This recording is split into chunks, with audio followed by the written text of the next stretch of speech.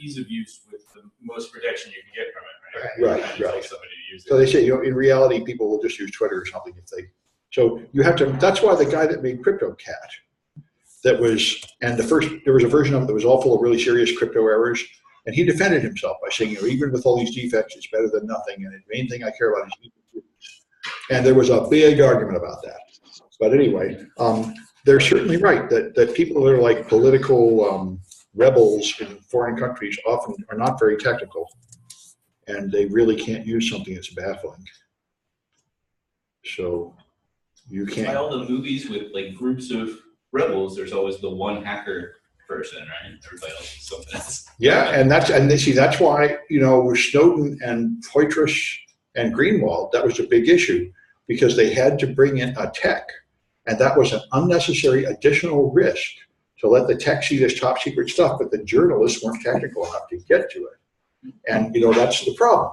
You really got to have something that can be used by a non-technical person, or else you're going to have a bunch of techs in on the secret. And that's not often very wise, because techs are not particularly known for management responsibility and understanding the legal consequences of things. And you probably don't want to just trust them with everything you're doing. Anyway. So who do they get? I think it was okay, but I know Snowden himself was very concerned with who was going to see these top secret documents. He did not want them getting transmitted unencrypted. He did not want them leaking to the enemy. He wanted them to be vetted. Mm-hmm. So he was showing some loyalty to the NSA, even despite the fact he was leaking stuff. He was not willing to leak it in an unsafe way. Oh, and he more or less had to hold Greenwald's hand, right? Because that's right. Greenwald could not figure out PGP, which is not technical. And I think very few people can, unless you have to be pretty technical to run PGP. It's pretty hard to do. What about Greenwald's lover, the Brazilian dude? Was he a techie? No, I don't think so. And he was also carrying stuff around. That's why some people got upset. No, wasn't Applebaum involved with that crew? Or was that, no, I don't think so. He was involved with WikiLeaks. Yeah. Okay. Anyway, so we're getting started here.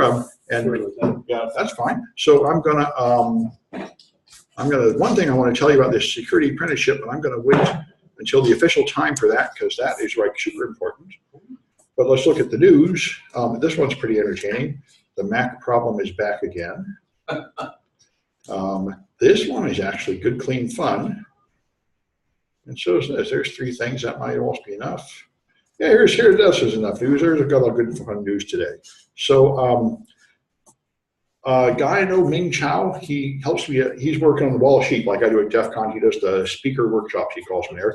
But his students he has a really good program up at Tufts, where some students sets up websites, and the penetration testing students penetrate them and then write security audits of them every semester, which I think is awesome. I should be doing that. And he said this time they really did a good job on the report. So I'm really thinking I should put this in like my 124 class, my 140 class. People should be writing up professional things. So here's the executive summary. Our team exploited multiple vulnerabilities on a server. Here's the introduction. Here's the tools. Then comes the ports and the vulnerabilities and all that. This is what it should look like. Mm-hmm. A professional pen test report or a forensic report. And I got to really be making students do this. So they practice professional writing. This is a weak spot in my classes, and Ming's ahead of me. So anyway, this is a good example. I'm going to send this to other teachers if they're interested, and we'll try and up our standards up to this level, because he's right. Students should be producing professional looking output like that. That should be part of the class. So, yes. Questions like if the organizations have a very strong HIPAA and patient privacy, so you're not allowed to even take a snapshot or print or like. Well, I think you are. It's kind of for internal use only. You don't publish it. Even internal, because I heard someone get fired because a person took a selfie. I mean, you can't see the monitor. Come on, then the person was fired. But the selfie goes public, I think. That's the thing. I mean, if he kept it private, I don't think it'd be a problem. It's an issue. Certainly, you shouldn't want to do any kind of dissemination of information without talking to your client and finding out what's okay with them. But normally, your penetration test report does include confidential stuff, and it's confidential inside the company. And that's usually okay, because you have various reports with the health data in it going around for internal use.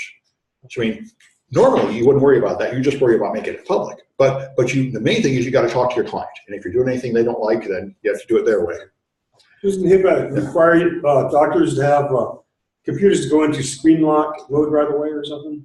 I don't know if it's that specific. There's a lot. You have to mask in from him, like mask like the first 6 of the social, as well as able to mask in the back end, the databases. And then HIPAA is actually, when I did a project based on the organization, their interpretation of HIPAA, because every company will spin up HIPAA a little differently.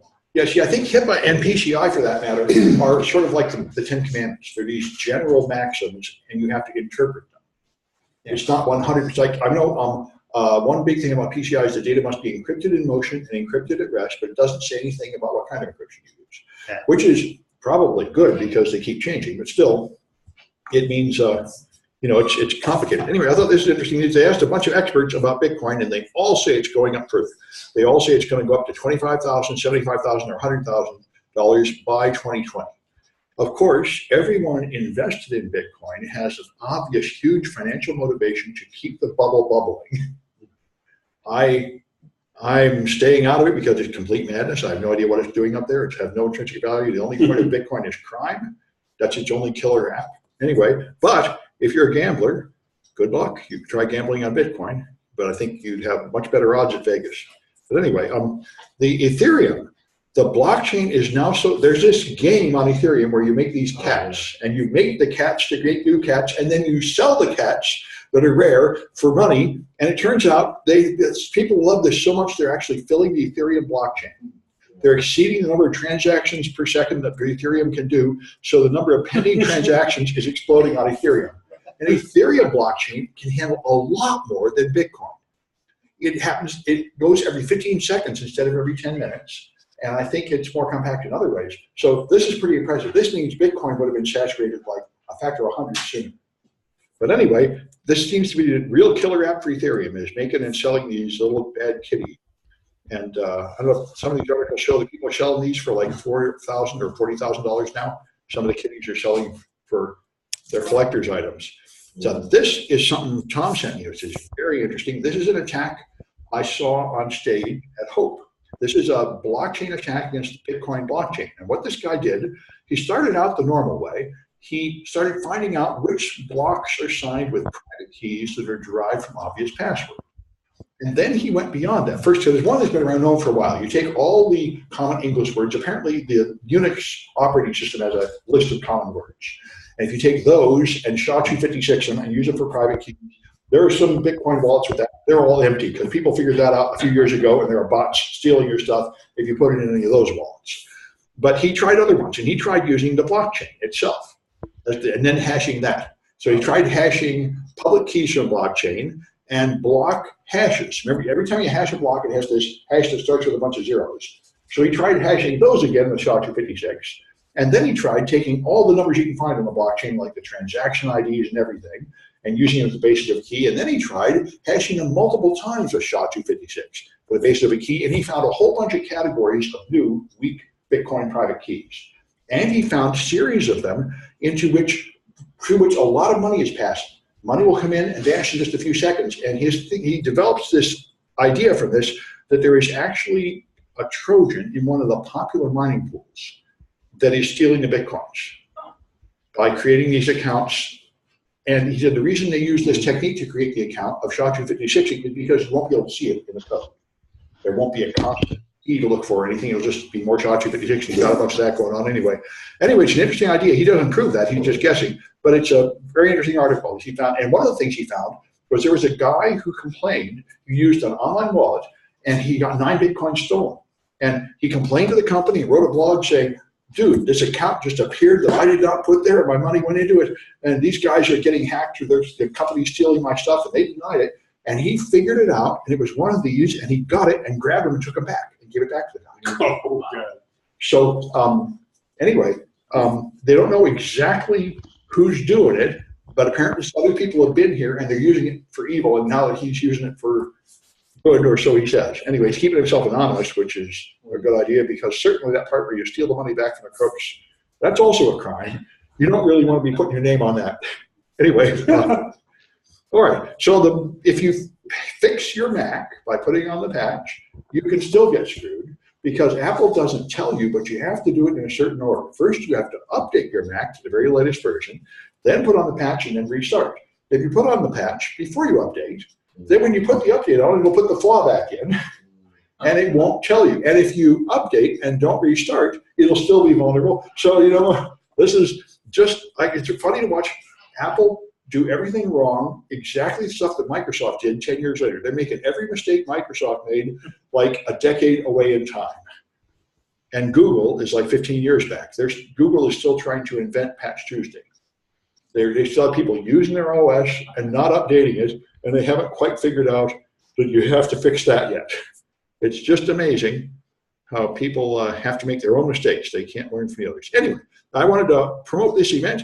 A week from Tuesday at 6:30, there is going to be a cybersecurity apprenticeship meeting. This is Steve Nelson's thing, and he's a very good guy. He came here and gave a talk about, gave 2 talks in 2 of my classes about making a resume. The students were very interested. And now this is a city college program. They got a grant, and they're going to pay for 18 months of real work starting in fall of 2018. You have to take certain classes to get ready, and anybody in this class, you probably already took them. It's 106, 120, 121, and 40. And if you've taken them, you're eligible for this. There's only 25 slots, so I'm trying to get a lot of people competing so we can take just the very best, because we have to impress the employers by sending them really good people, so they will want more. But they're going to pay like $30 an hour or $32 an hour or something for starting and for 18 months. And so it sounds really good, and if we really go to this meeting, I canceled my lecture that night to encourage everyone to go to this thing. Next Tuesday at 6:30 in Mug 140, I hope there'll be 100 or 200 people there, because if we have 25 slots, I'd like to see at least 100 or 200 people competing for it so we can get the 25 best. And it looks like a very good opportunity. I know my internship class only seems to place like maybe 10 or 12 people a semester. Placing 25 is very good. Yeah. So are all these 200 people expected to bring their CVs and be ready for an interview? No, that's going to be all next year. Oh. This is telling you how it works, what the requirements are and all that. This is the introduction. The program doesn't start until fall 2018. But the reason to go now is you could figure out, you still have time to sign up and take the required courses if you're missing some of them, and do whatever else you might have to do to get ready. So that's why I really am looking forward to this, and I hope everybody comes. If you're looking for a job, I recommend it. Anyway, this is going to be the last lecture. After next week, there's going to be this guest speaker from NCC.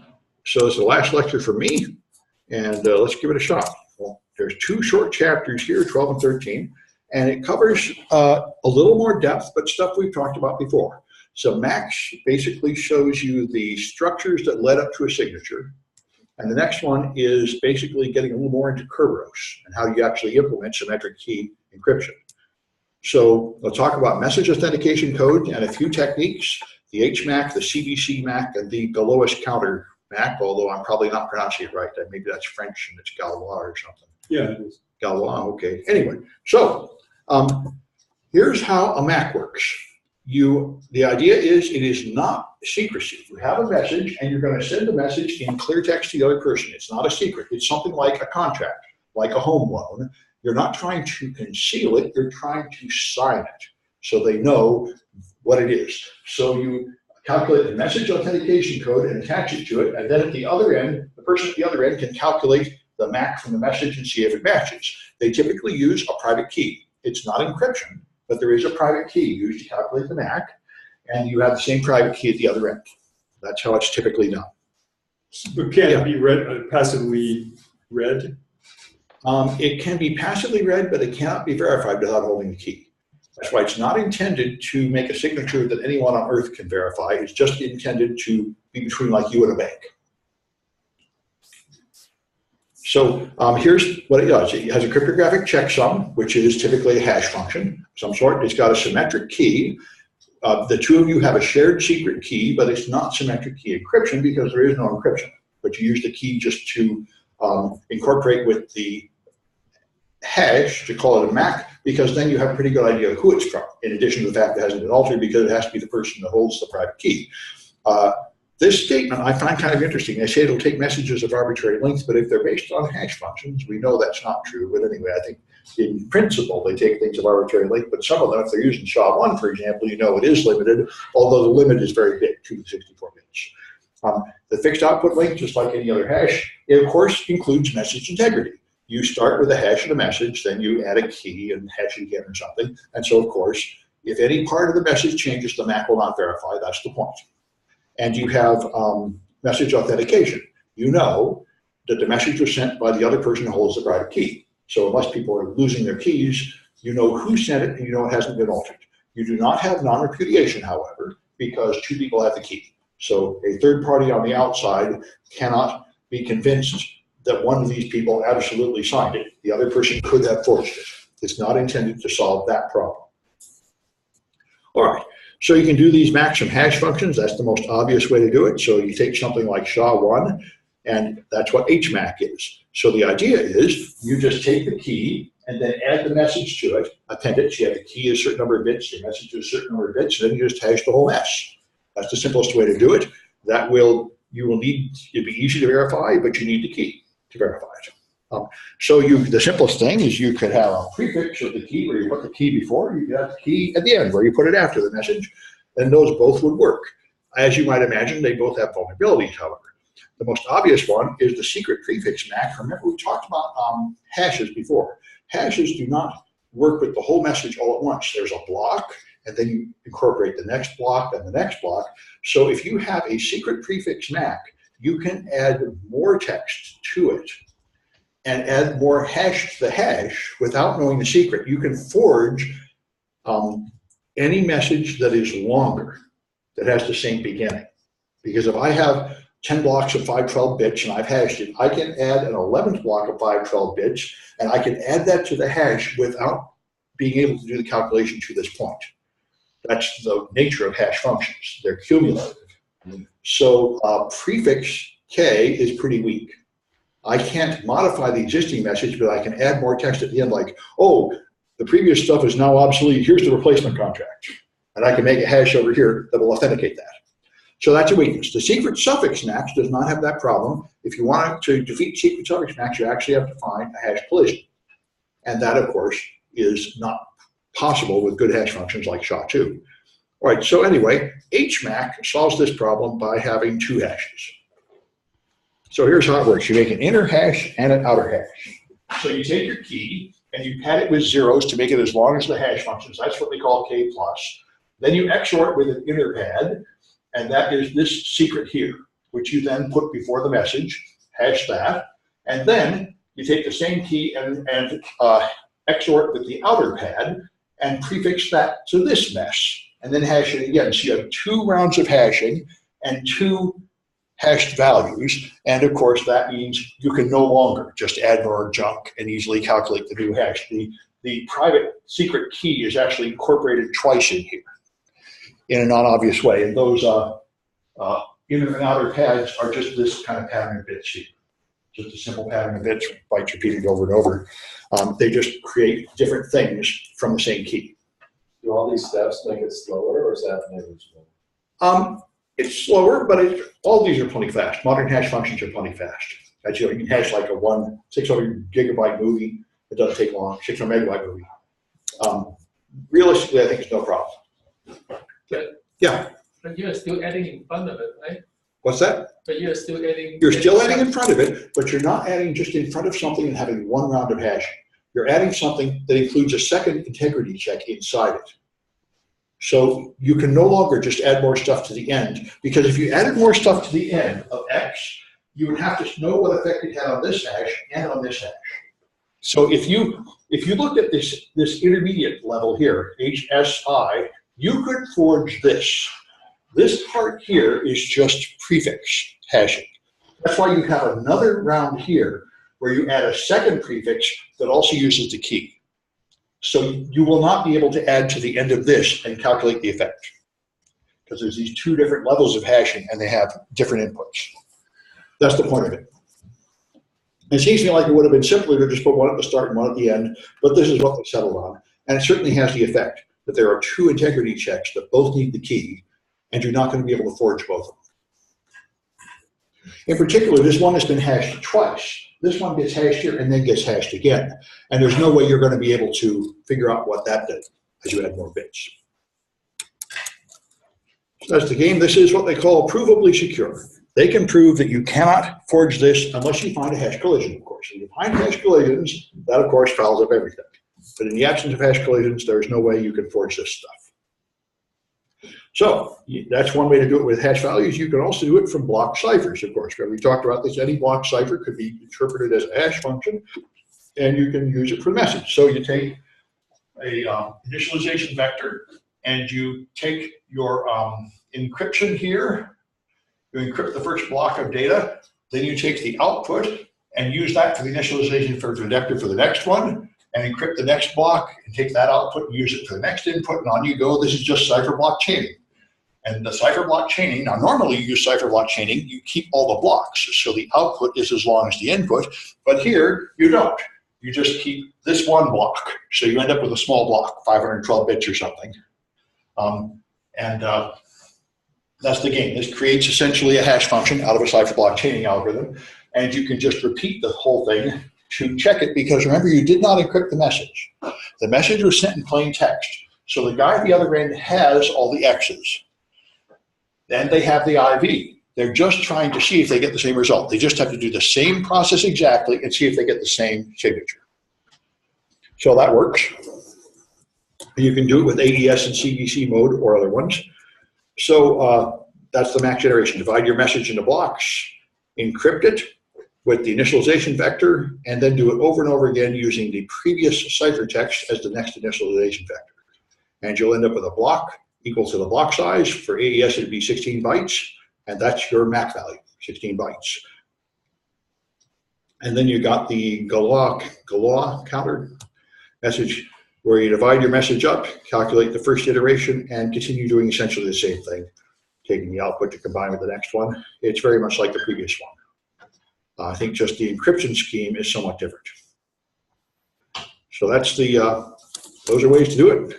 And of course, the HMAC and the CBC MAC are quite secure. There's no significant attacks against either of them. The only way to break into either of them is to have a hash collision.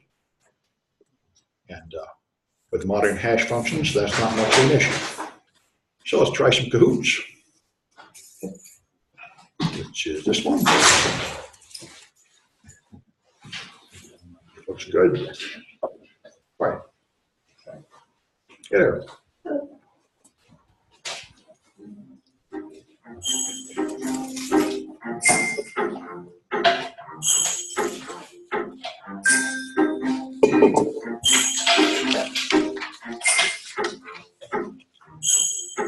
Four.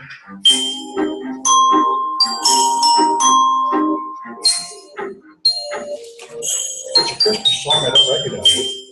Sounds kind of like one. The bells sound right, but I'm not recognizing the tune.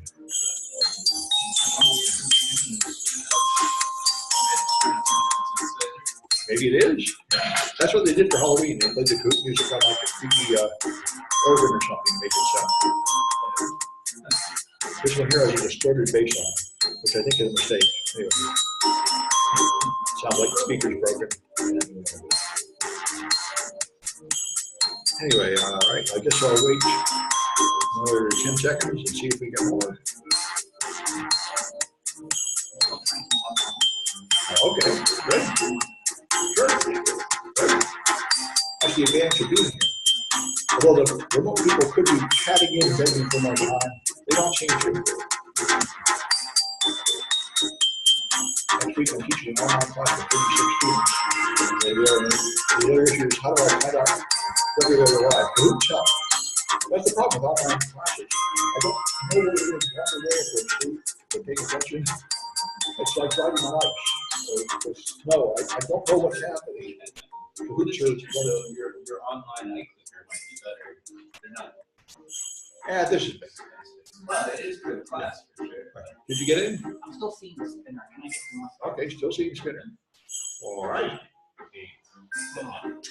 You've got a technical expert there that can help you with it.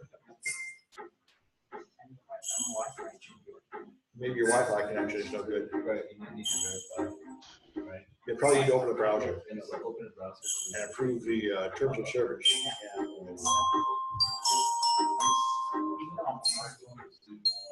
There's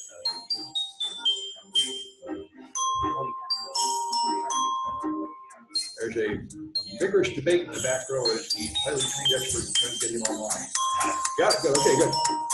Are you on there? I don't see another player yet. Okay, good, good. This is like when you don't give talk and they can't get the projector to work. There's this delay.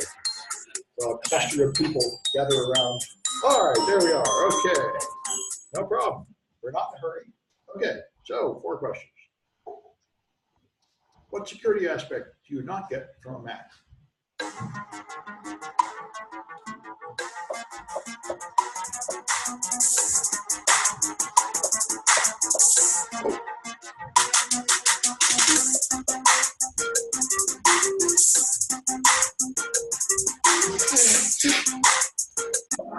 Okay, you don't get confidentiality. There's no encryption. It doesn't hide the message.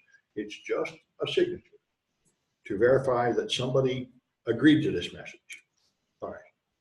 So, what technique is not used when constructing a Mac? Grammatical flaws in the question, such as what?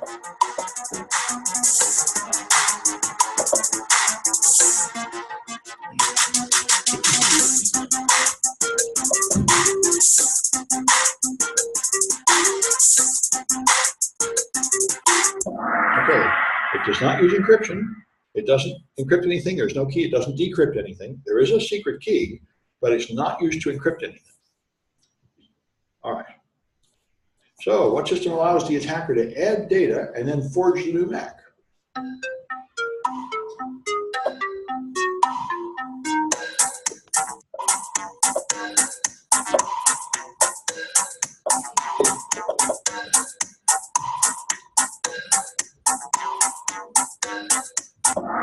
Okay, that's it. Secret prefix Mac has that undesirable property. All right, what system uses 2 hashes, inner and outer?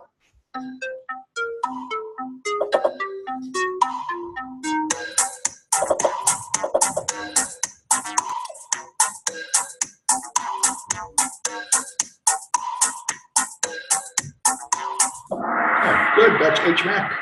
Good, so where are the winners? RCM, and R. Dugan, and NH. Good, I know who they are.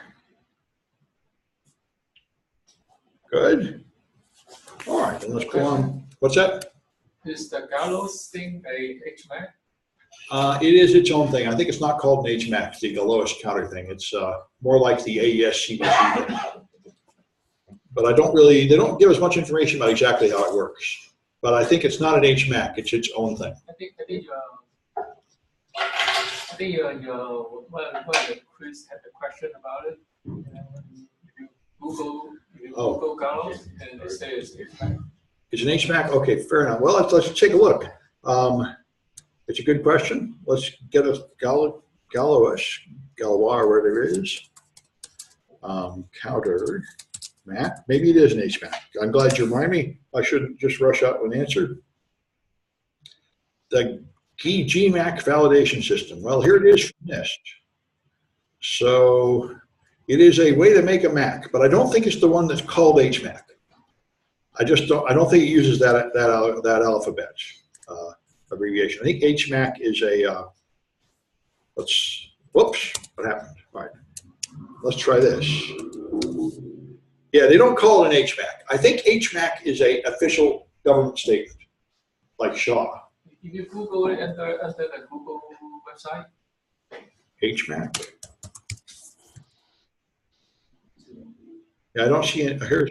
It has properties HMAC, but it's not HMAC. From a point of from point of nomenclature, it's not HMAC. HMAC is the other one. It's similar. That's my impression, but I'm certainly no expert. In fact, I don't even quite know exactly how to do the Galois counter mode. Anyway, let's try chapter 13. We're still got enough time. So this is key establishment, and here's the issue here. You want to distribute keys to people, and we got to talk about how it works. And there are 2 cases. There's symmetric key distribution and asymmetric key distribution. And of course, they're both quite important. So here's the fundamental issue, which you have to somehow establish keys, then you have to somehow distribute the keys if they're secret, or you have to jointly agree somehow on the key.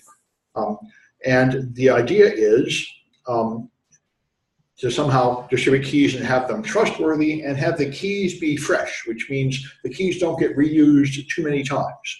Because as we know from things like web cracking, if you keep using the same key long enough, attacks become possible. It's better to change keys periodically, and as we talked about before, things like the El Gamal system, you have to never reuse keys at all. You have to have a special IV and only use it once. If you even use it twice, people can get in. So key freshness is an issue. So there has to be some good way to refresh the key. Yeah? Does this also apply to PGP? If you have a key and you use it for a few years, is that? No, not at all. Public key systems are intended for you to keep using the same public key for a long time. And that is considered not to add any risk. So it depends on the system. That's a very good question. Public keys, you buy a certificate, you use the same key for years. And there's no reason you would ever have to stop, except that computers get faster, they invent quantum computers, or unless somebody steals your private key. Good point.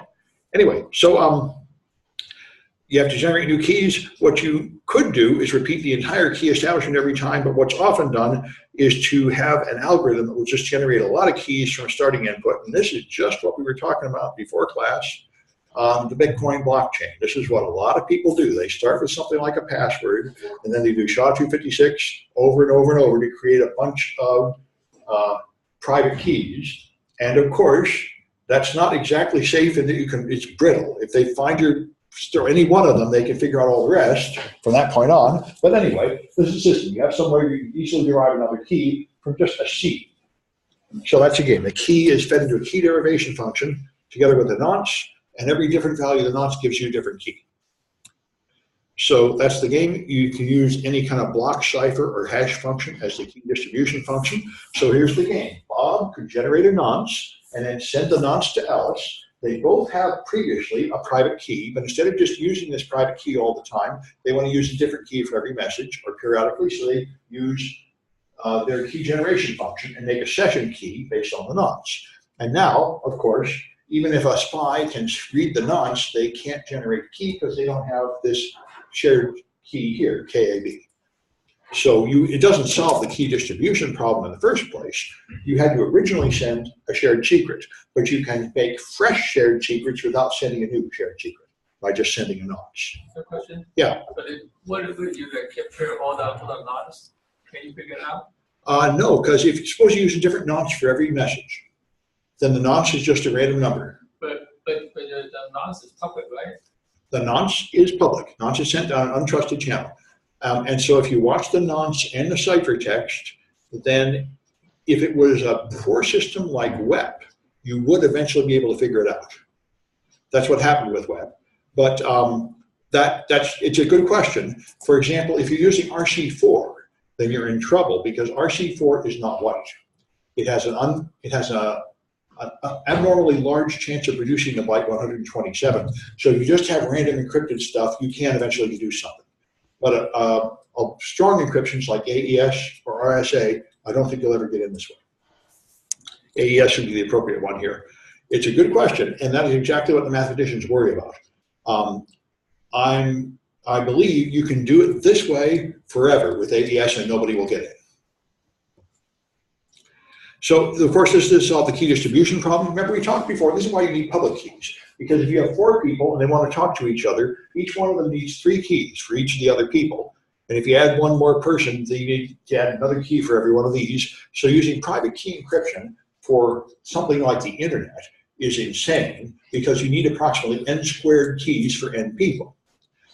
But now one solution that we talked about before, if you go to public key encryption, every person has a public and private key pair, and you only need 1 pair of keys for every person, and it doesn't matter how big the internet gets. But you can do this with private keys if you put a key distribution system in the middle. And so we're going to get there. This is just showing that same math. So if you have 750 employees, you need 500,000 keys or something ridiculous. So what you do is you put a key distribution center in the middle.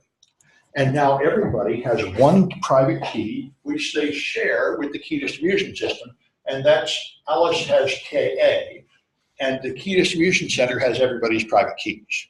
So now you have the same number of keys required as public key encryption. Everybody just has one key, and you're using private key encryption. You just have a central device, which means that you don't have this pair issue. Everybody encrypts to this device, which then encrypts on. Of course, it doesn't want to do that. What you really want to do is have direct communication between Alice and Bob. So the way you do it is the key distribution center will now create a session key using Alice's and Bob's key together to create a session key. And it will send effectively nonces each way. This is working essentially the way Diffie-Hellman works. It calculates these numbers and then sends the missing part to each end, which they can then use to derive a session key. So the thing sent over the wire does not include the session key directly. They both get the missing part they need to calculate the session key because there's a previously shared secret there. This is a way to use symmetric encryption to scale to many users. The only problem is you now have this one device in the center that has all the keys and on which everything depends. All right, so that's the game. You've saved yourself. You don't need n squared keys. You only need n keys. That's huge. If you add a new person, you just need to add one more key between you and the device in the center. You don't have to bother anything else with the fact that you've joined the system. So it scales pretty well, and this is how Kerberos works. But it is vulnerable to a man-in-the-middle attack, which in this case, they're calling it a key confirmation attack. So suppose you have your attacker here, and they manage to get between the KDC and Alice. Now, when Alice requests a key, the attacker can pass that request on here, get the key, and then pass a fake key on to Alice. And so they now control what Alice sees, and they can, of course, break into everything. They lie to the KDC, and they lie to Alice, and now they can intercept communications from Alice. That's the game. Now, the reason this works is because Alice doesn't know she got a fake key, because there is no key confirmation. She has no way to tell a genuine key from a key generated by a man in the middle. And that's the weakness in this system, like most of the systems we talked about. They're all vulnerable to this man in the middle attack. So Kerberos defends you from that attack by having a stage of key confirmation. So before you start using Kerberos, Alice sends a random nonce up to the key distribution center, which then encrypts it with their shared secret key and sends it back. And the man in the middle won't know the shared secret key. So this exchange at the beginning of things verifies that she is in fact talking to the real key distribution center and not somebody else pretending to be a key distribution center. That's the authentication step. So that's called key confirmation and authentication. And now that's the resistance against man-in-the-middle attacks. All right. Also, the devices have the keys have a limited lifetime, and all your servers have to be synchronized. And we had a sort of entertaining bunch of nonsense going on at our CCDC over the weekend as everybody tried to figure out how to turn on NCP and synchronize the devices. We tried to do the CCDC Invitational this weekend, but it was still pretty much a mess. The stuff didn't work. All the Western Regional Invitationals have failed so far. The first one they canceled completely. The next one crashed halfway through and they delayed it by 2 hours. And this one, they ran it without stopping it, but half the devices didn't work for half the teams and they never could make them work. So far, this season has been pretty bad. Yeah. Sam, just a semantics question. Do you know why they call it key encryption key? I'm trying to understand the logic behind it. So it's because it combines two keys. And yeah, it's the key you use to encrypt other. Yeah, that's right. And in Kerberos, they also have a thing called a ticket, and they have a ticket granting ticket. Yeah, it is a key encrypting key. It is used to encrypt keys that are then sent over the network. And the ticket contains the KK? The ticket is actually, they've removed that complexity here, but the point of a ticket is a ticket only gives you a temporary access to a resource for only a period of time, typically 10 hours. And when you log in tomorrow, you'll have a new ticket with a different number. Yeah, that's the idea. All right. That's why I think they said this is simplified Kerberos. They didn't worry about the tickets. They just stuck with the key part of it here to get the general idea. But the point of Kerberos is Kerberos now resists man-in-the-middle attacks. It does, of course, have these issues. Yeah?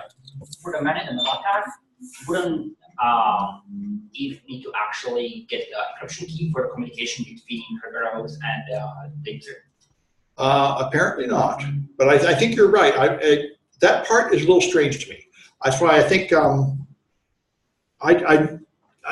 was worried about that when I was saying, I'm not entirely sure how this works, because the fact that the man in the middle does not have KA means I don't understand how they can really get much benefit out of blind Alice. Because even if they control the information sent to Alice, they still don't know her part of the key. So there's a little more to this than I think. Now, it might be worth looking in more detail at exactly how much harm man in the middle can do. It seems to me like it is more difficult than most man in the middle attacks. They can do some kind of harm, but I don't know if they can completely compromise the system. And there's a little more detail in the book, but the details, I don't have them. You're right. Your spot in the week is quite correct. Anyway, so here's the problems of this. No perfect forward secrecy. If you lose the key encrypting keys, they can now go back and decrypt all the traffic. If they've been recording the nonces, this is what the NSA is doing, and the Department of Homeland Security. They're recording the internet traffic and archiving it all in Utah so they can decrypt it later when they get access to the key. And that is a weakness of the system, and also with TLS 2.1 and earlier versions. They all don't have forward secrecy, so that attack will work. Archive all the data, and then someday hack into the server and get the private key, and then go back and decrypt all that data. It will work. You have a single point of failure and a single point of vulnerability. That device in the center is crucial for everything. If somebody hacks that, they find all the secrets there, and they can get in everything. And if they take that down, the whole thing is shot. So that's an issue. That's not necessarily fatal. There are a lot of systems that have one prized asset, and you really have to protect it, but it is something you have to be aware of when you design your security controls. And then there's a bottleneck, of course. That device in the middle is a performance bottleneck as well. Every session has to have keys issued by the key distribution center, so if it's not fast enough to keep up with the requests, it'll slow down communication. And then there's the key confirmation attack is an issue, which we talked about before. If you use a protocol that does not have the exchange before it, then there's a man in the middle risk. Yeah. Out in the wild, do the KDCs get hacked a lot, or like, yes, are they successful? They do. Yes, the KDC is the domain controller. Rich target. Yeah. Yes, and they get hacked all the time. And Mimikatz is the prize tool to hack into Kerberos. Mimikatz in Metasploit, well, it's an independent product, but it's included in Interpreter often. And it is used to exactly steal these tickets and steal the keys off the wire and steal them off systems. If you get root on the domain controller, I think you've got the KDC. It absolutely does happen. All right, so then you can, of course, the alternative is to use asymmetric techniques, which is the main one. So you have public parameters, and you do perform, say, Diffie-Hellman key exchange, where people send these public keys A and B, and they can now agree on a secret here without having ever exchanged a secret key directly. And this is fine, but as we know, a man in the middle can totally compromise it. There's no problem here. And that's true of all public key schemes. They all suffer from the man in the middle attack. There is no way when you ask the server to give me your public key that you know what public key you're getting. You can be getting somebody else's public key, and nothing in the system will ever tell you that, and you'll cheerfully be encrypting your stuff with the key of your attacker. So that's a problem. And so they say, what exactly is it that what key distribution problem is solved by public key encryption? And if you think more carefully, it is not true that you can just send these public keys down a random uncontrolled line with success, because you can't have a man in the middle. So you do need, now what you don't need is you don't need a confidential line to send them down. That's what I mean. You could have an attacker snooping on the data that went down that line, and that would be okay. But you can't have an attacker man in the middle altering that data. So technically, you do not need confidentiality, but what you need is authentication and integrity. You need to know that you're getting the key from the right person and it has not been altered. So, all right, so the solution is a trusted third party, the certificate authority. The certificate authorities sign the keys, and when you get a key, you verify with the certificate authority so that you will detect the man in the middle.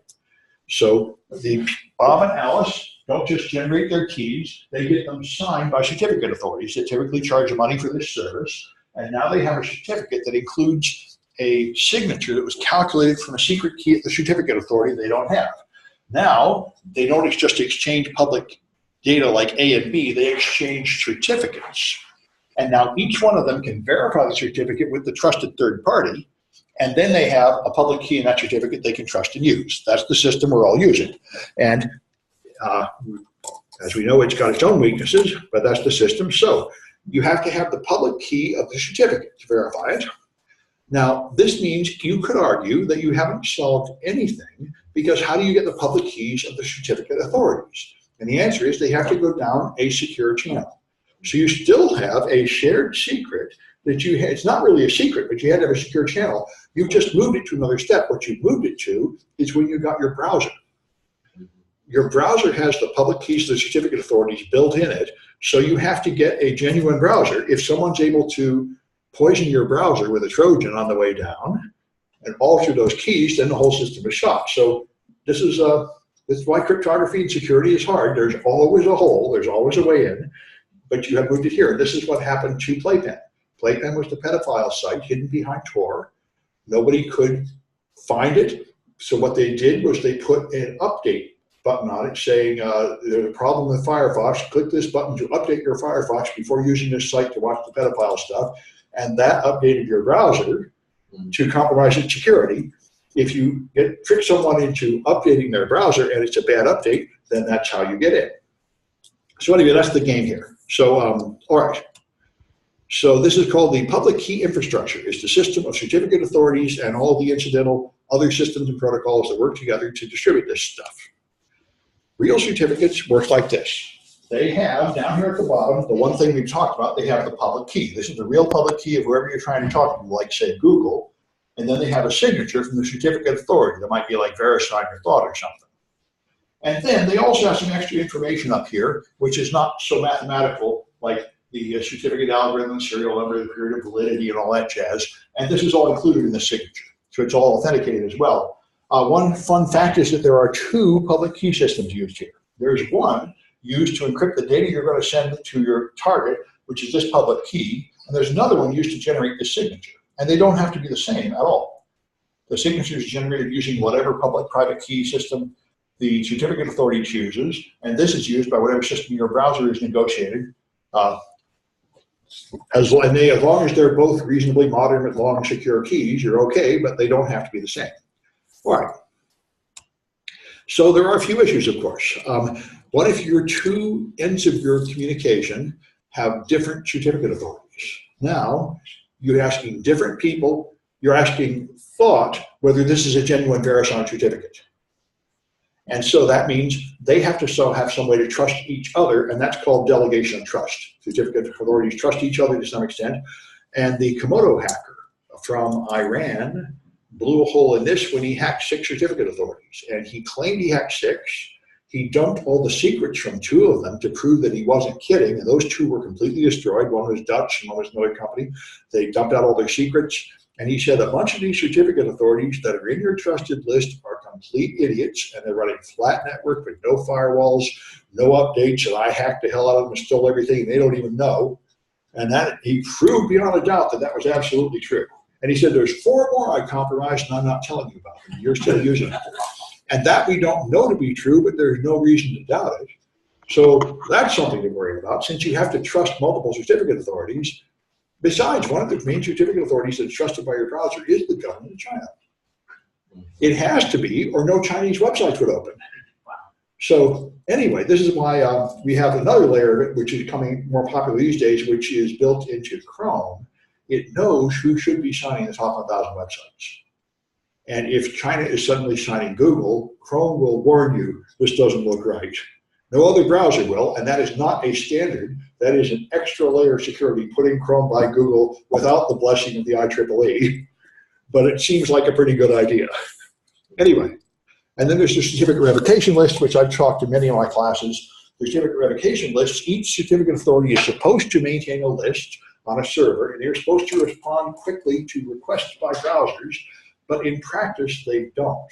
Their servers are not fast enough, so frequently, you open a page, your browser asks the certificate authority, is the certificate revoked, and they don't get an answer. And then you're waiting to open the page, so what they do is they only wait for a brief period of time, and then they just let you to the page anyway. In practice, they fail open. And that is pretty gruesome. That means the CRL is not actually used, except, again, for Chrome. Chrome does not do that. Chrome downloads into the browser, just like it has a list of the public keys of your CAs. It has a list of the serial numbers of all the revoked certificates, and they update it with the Chrome update. So it doesn't have to go ask anybody else. It knows whether that thing is revoked. But that's, again, a non-standard, non-official patch that Google has put on Chrome that is not yet part of the standard protocols. All right, so I got a few cahoots about that stuff. Yeah. When the hacker hacked the certificate authorities, did he publish the private keys for the root certificates so people could just sign their own certificates? I think he did. Yes, he dumped everything. That was Komodo hacker. He completely destroyed the Komodo certificate authority and one other. After that, they went out of business. Everybody took them out of the trusted list in the browsers, and they were toast. Because what they should be doing is they should be keeping those in a hardware security module so they can't be extracted unless you have a very, very special. Oh, yes, and they should be segmenting their network, and they should be updating their software, and he claimed they were doing none of that, which is why he just totally hacked them to death. Yeah, that seems very hard and irresponsible. Well, and another issue is, why isn't there some rule of what you have to do to be in that trusted list? Why isn't there some kind of inspection or HIPAA compliance or something required? You'd think, in retrospect, there ought to be some security standard required before you're put in that trusted list, but there's not really.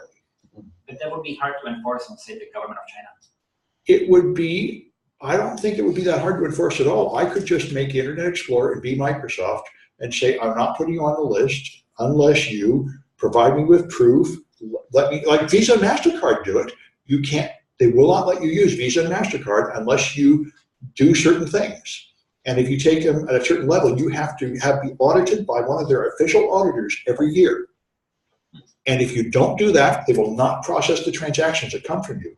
They could totally do. Microsoft could say, if you don't let us audit your stuff, we're not going to put you in the list. And people using Internet Explorer won't see your website, so there. Although you probably couldn't do it to the government of China, but you could certainly do it to most companies. But it's an issue, yeah. So I'm coming across a lot of articles that talk about becoming your own certificate authority. Well, you can totally do it. So but then how do you gain the trust of the other third parties? Well, you don't. That's the problem. I mean, you can make your own certificate authority service. It's very easy. You can just turn on, and then you can use it for anybody that you add them to the trusted list, like within your company.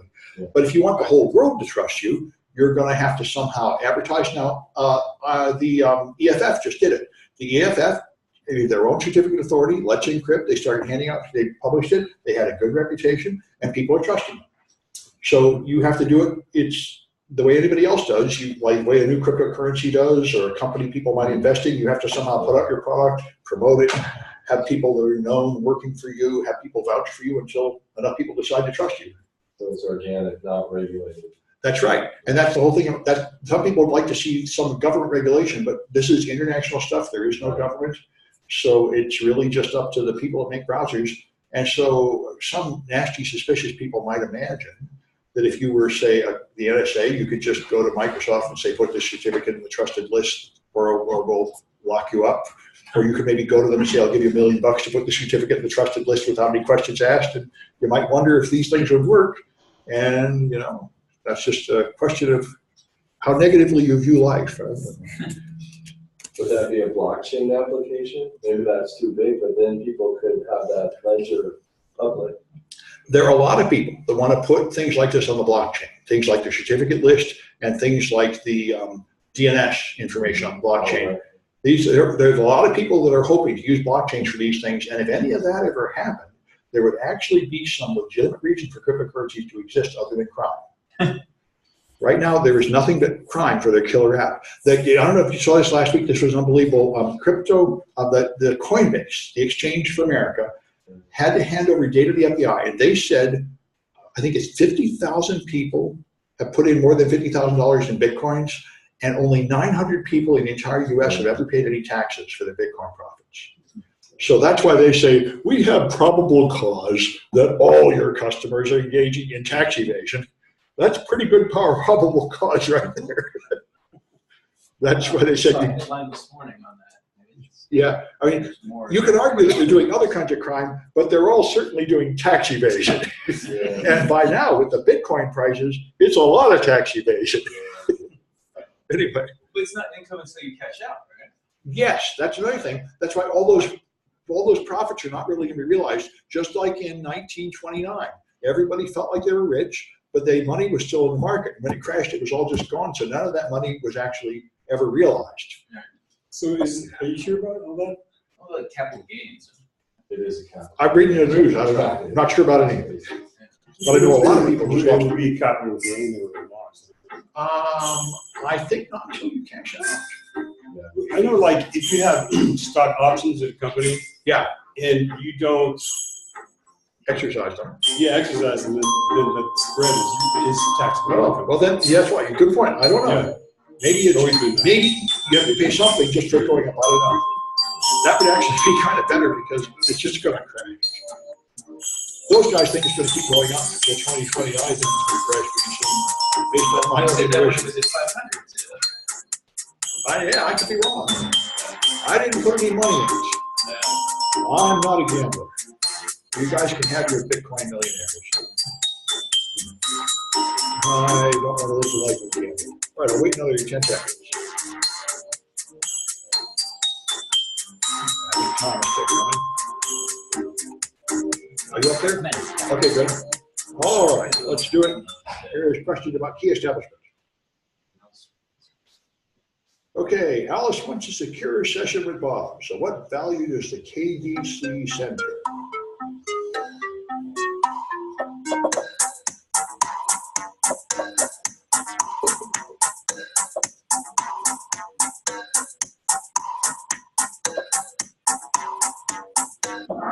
It sends her a notch. Does not send her a session key because someone could intercept it. It sends her a notch from which she can calculate the session key. That's the point, because they have a shared secret. All right. What security problem do you reduce by lengthening the lifetime of the keys?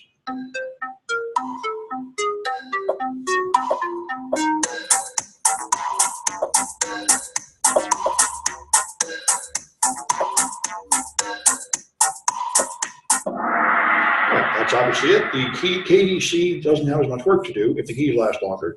So you prevent it from being a speed bottleneck, which is an availability issue. Yeah. But that's a security problem? It is, because availability is part of security. Confidentiality, integrity, and availability. That's why, just making it work at all is security. That's availability. And it's usually the first thing you need, is it should be available to authorized users, and the rest you put on later after you made it available. Like a This is why, DDoS attack. what's that? Like a DDoS attack would be A DDoS attack is a security compromise because it's not available. That's why I heard a lot of people that don't know a lot about security. I've heard your lecture say the most secure server is when you turn off and lock in a safe. I say that's not secure because it's not available. It's not providing service to authorized users. That is safe, but it's not secure. Security is when you're actually doing some work and getting it done. Anyway, all right. So what aspect of security is not needed for a public key distribution channel?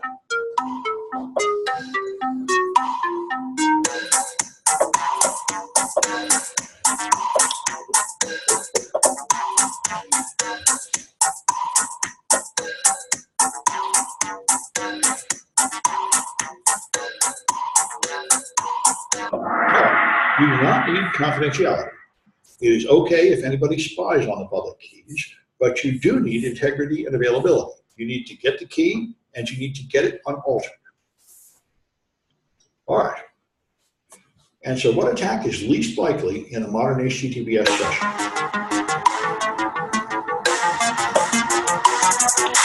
The one I'm using right now.